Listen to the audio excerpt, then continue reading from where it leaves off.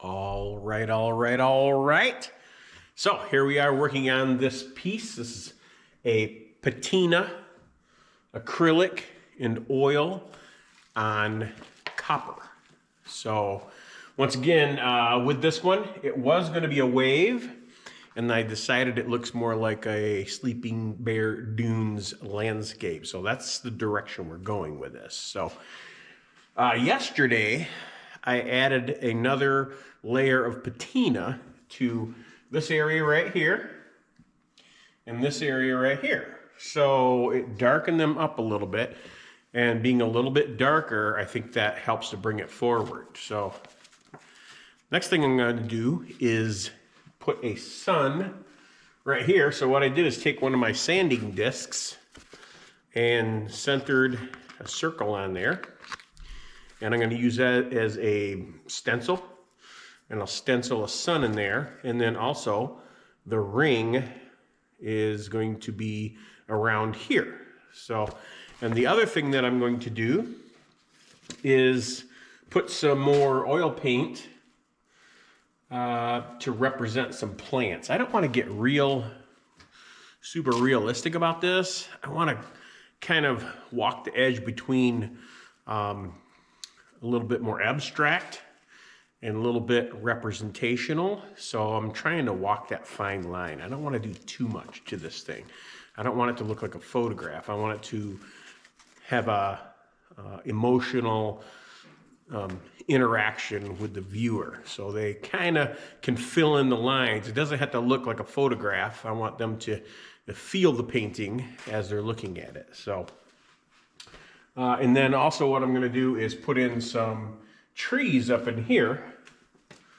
One thing that I'm doing is I'm referring to my color wheel, and I'm thinking that this color right here is pretty close to this salmon color, and the complementary color is green, and these ones right here.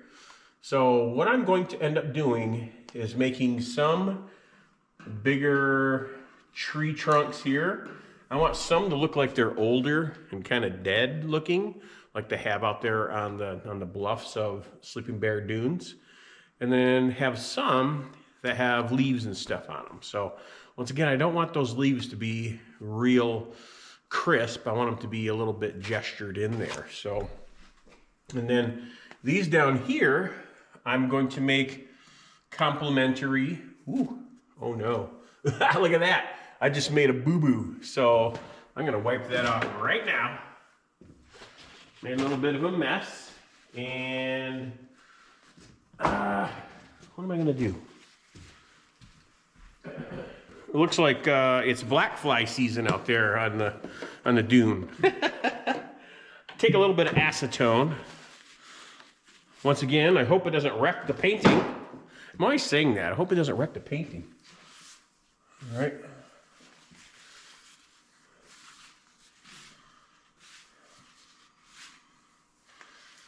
And it did affect it a little bit, not too much. But you notice as I wipe, I'm wiping kind of natural clouds like that. So it doesn't look like I'm dabbing in one spot. So gotta wipe the back of my color wheel off. Messy, messy, messy. All right, crisis averted. Gotta be careful with that. So I'm gonna put this on a little bit of the time warp, and you can see my process. So let's make this happen. Hopefully I don't mess it up. So please God, make this a wonderful creation.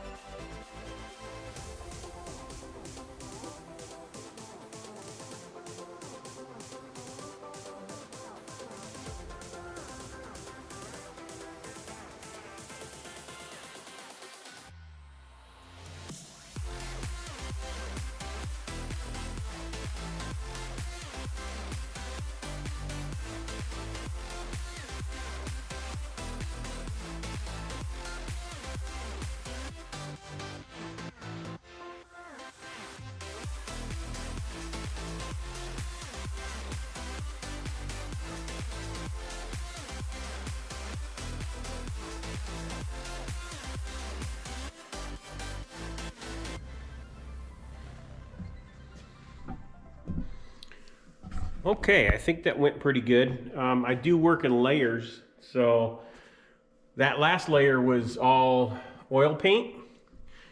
And I did notice that when I covered this with orange, it started turning the darker color. I kind of like that.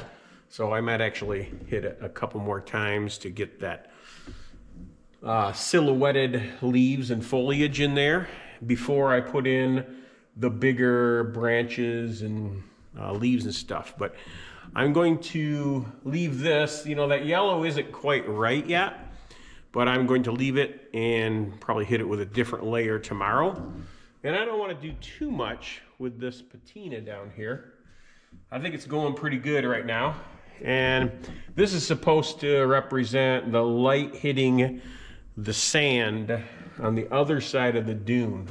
So I just want to keep that real gestural. And I like how it's going right now. So I'm just going to leave it right there for tonight and come back and paint on it some more tomorrow. I'm using a lot of liquid in my oil paint, so all of this should dry overnight.